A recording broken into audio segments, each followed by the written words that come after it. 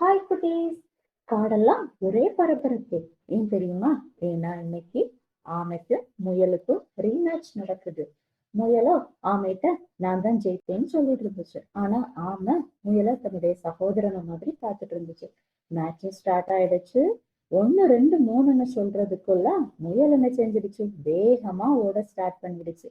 ஆமை மெது மெதுவா வந்துட்டு இருந்துச்சு.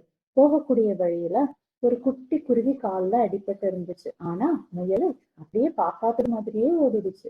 நம்ம ஆமை அந்த குட்டி குருவிக்கு ஹெல்ப் பண்ணி அதோட தாய்ட்ட கொடுத்துச்சு. தாயும் ரொம்ப தேங்க்ஸ் சொன்னாங்க.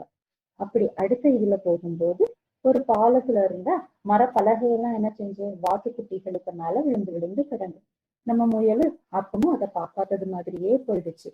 ஆனா நம்ம ஹீரோ ஆமை அந்த வாத்துகளை குளத்துல இருந்து வெளியிட்டு விட்டு அதுக்கு அம்மாட்ட ஒப்படைச்சு. அதுக்கு அம்மாவும் நம்ம ஆமைக்கு நன்றி சொல்லி இது பண்ணுனாங்க.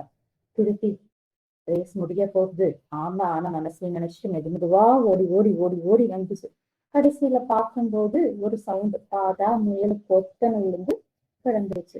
முள்வேலி சிக்கி முயல் கால்ல அம்மா அப்பான்னு ஒரே வலி. நம்ம ஆமை என்ன பண்ணுச்சு?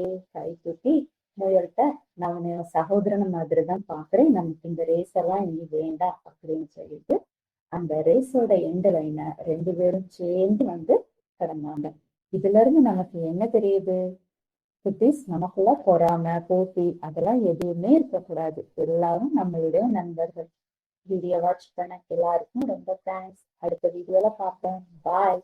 நம்ம பேஜ் உங்க ஃப்ரெண்ட்ஸுக்கெல்லாம் ஷேர் பண்ணுங்க, சப்ஸ்கிரைப் பண்ண சொல்லுங்க, லைக் பண்ண சொல்லுங்க. பாய்.